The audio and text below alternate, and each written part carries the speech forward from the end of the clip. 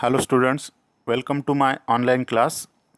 In this video lecture, I will define neighborhood of a point, deleted neighborhood, and will discuss the examples based on neighborhood of a point and deleted neighborhood. So first of all, we have the definition for neighborhood of a point. A set n subset of set of real numbers is called the neighborhood of a point A if there exists an open interval I containing A and contained in N, that is A belongs to the interval I and I is subset of the set N. In other words, the neighborhood of point A is given by collection of elements x such that absolute value of x minus a is less than delta, where delta is greater than 0. So we have absolute value of x minus a equals to maximum amongst x minus a minus x minus a, which is less than delta, and this inequality is equivalent to x minus a less than delta and minus x minus a is less than delta. On further solving, this inequality is equivalent to x less than a plus delta and a minus delta is less than x. So from this we get that x is greater than a minus delta and x is less than a plus delta. That means x lies in the open interval with the left endpoint a minus delta and the right endpoint a plus delta. So this gives us that delta neighborhood of a point A is an open interval with the left endpoint a minus delta, a right endpoint a plus delta, where delta is greater than 0. Next, we have definition for deleted neighborhood. So the set in which the elements are x such that absolute value of x minus a is greater than 0 and less than delta, that is an open interval a minus delta comma a plus delta from which the number a itself has been deleted. It's called a deleted neighborhood of A.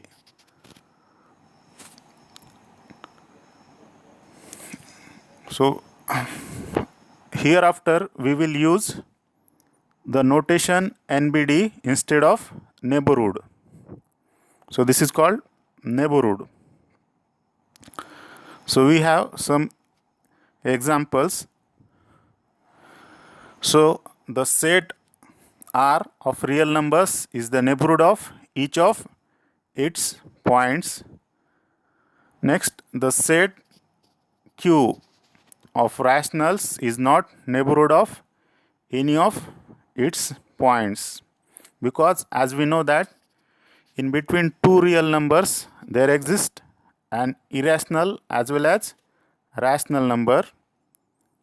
So that is why the set of rationals is not neighborhood of any of its points. Next, the open interval a comma b is neighborhood of each of its points. The closed interval a comma b is the neighborhood of each point of the open interval a comma b, but is not a neighborhood of the endpoints a and b. The trivial example, the null set phi is neighborhood of each of its points in the sense that there is no point in phi of which it is not a neighborhood. Next, we have an example which states that a non-empty finite set is not a neighborhood of any point. So we have solution.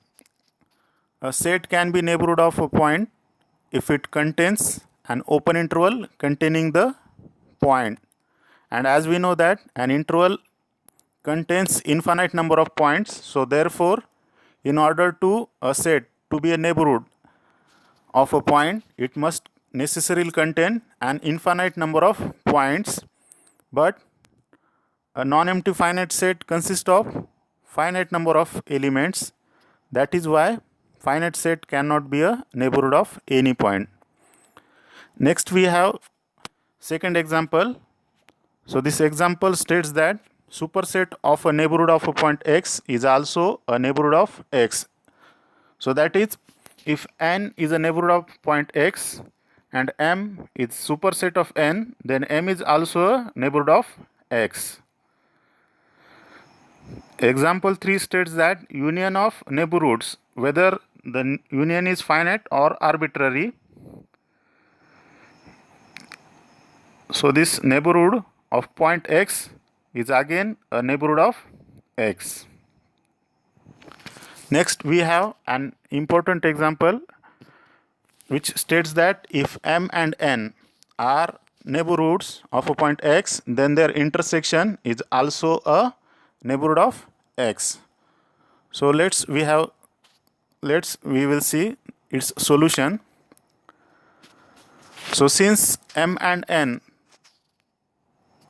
are neighborhoods of the point x, so then there exist open intervals containing the points y such that y belongs to the interval x minus delta 1 comma x plus delta 1, which is subset of the set M, and y belongs to the open interval x minus delta 2 comma x plus delta 2, which is subset of N. So we consider delta to be minimum amongst delta 1 and delta 2. So then the open interval x minus delta comma x plus delta is contained in the open interval x minus delta 1 comma x plus delta 1, which is also contained in M, and the open interval x minus delta comma x plus delta is also contained in the open interval x minus delta 2 comma x plus delta 2 and is contained in the set N. So from this we get that the open interval x minus delta x plus delta is contained in their intersection of the sets M and N. So therefore we conclude that M intersection N is also a neighborhood of x. Thank you.